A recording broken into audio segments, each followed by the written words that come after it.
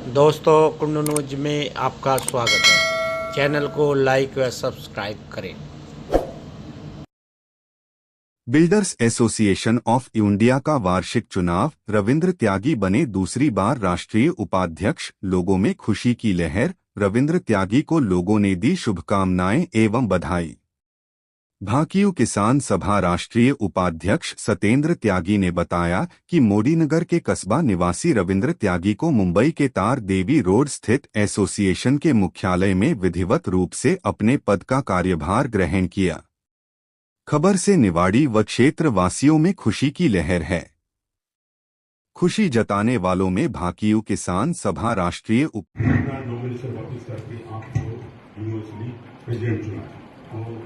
संजय त्यागी कह रहे थे कि जब भी मौका आता है इलेक्शन का तो किसी भी डेमोक्रेटिक संगठन में यूनिवर्सली कोई प्रेसिडेंट या कोई चुनाव होता तो उसका इम्पैक्ट अलग जाता है।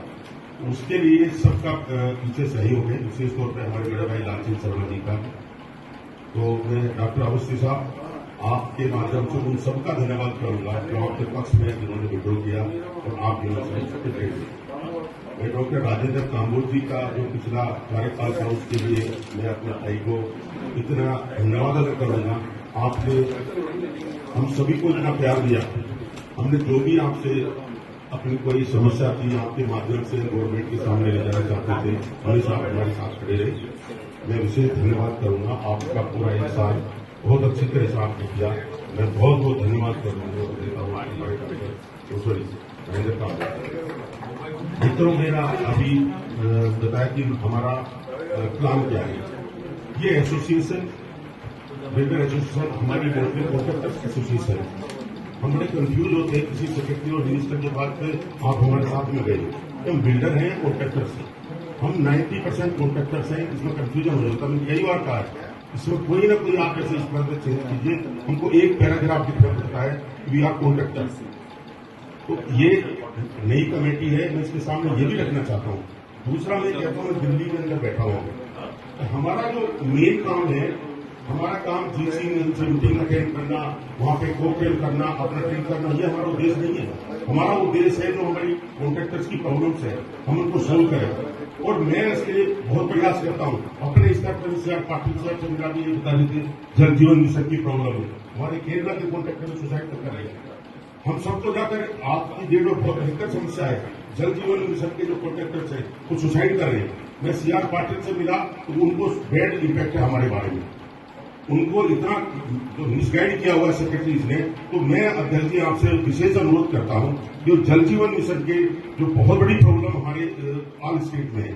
दूसरा मैं ये कहना चाहता हूं एमएसएमई में मैं भी डिप्टी फाइनेंस मिनिस्टर से मिला था, मिस्टर रेड्डी साहब से 2024-2025 में हम उनसे मिला था दो विषय पे। तो एक तो आर्बिट्रेशन क्लोज, मोस्टली हमारे राजस्थान में संजय का ही काम कर रहे हैं, आर्बिट्रेशन क्लोज हटाते जा रहे हैं। कॉन्ट्रैक्ट में आर्बिट्रेशन क्लोज हटा रहे हैं। क्या नाम है, पोस्टिंग हमारी अभी वार की वजह से पोस्टिंग बढ़ रही है। हमारे सारे कोई लोग जो कॉन्ट्रैक्ट के एग्रीमेंट के वो सब हटा दीजिए, हमारी बिग प्रॉब्लम है। तो हमारी ये रिक्वेस्ट है स्टेट लेवल पे जहां पे भी ये इस तरह के आर्बिट्रेशन क्लोज हट रहे हैं हमको उनको जुड़वाने के लिए हमें उनसे संबंधित बात करना चाहिए।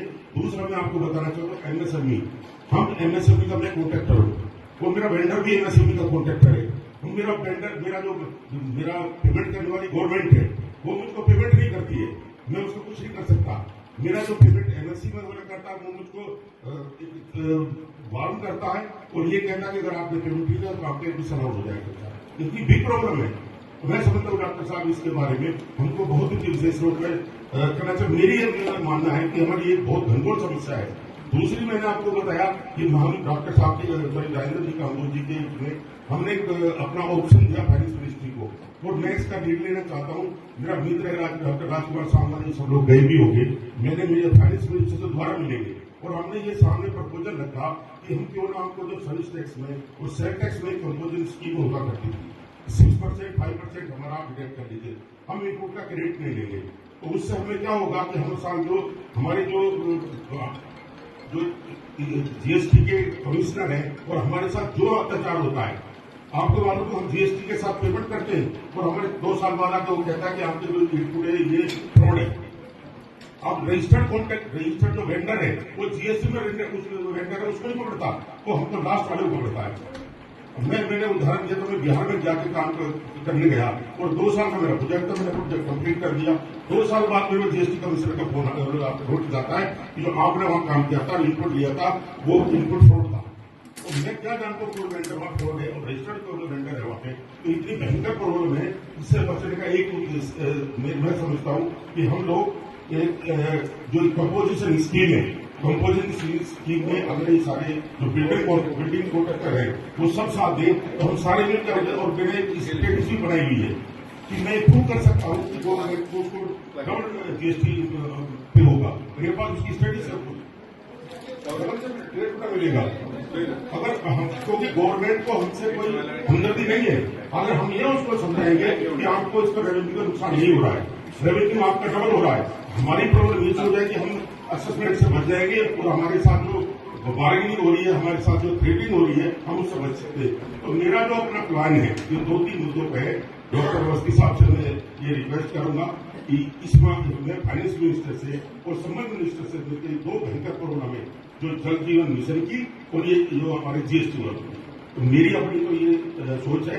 बाकी मेरी सारी टीम वाइस प्रेसिडेंट अगर मेरा साथ देंगे तो मैं दिल्ली में बैठा हूँ, मैं बिल्कुल आपके साथ रहूंगा, चाहे हमें कुछ भी करना हो, मिनिस्टर से मिले, सेक्रेटरी से मिले। और मुझे जीएसटी एक कमिश्नर ने बताया कि आप उसको ऊपर से मत लो, आप नीचे से चलो।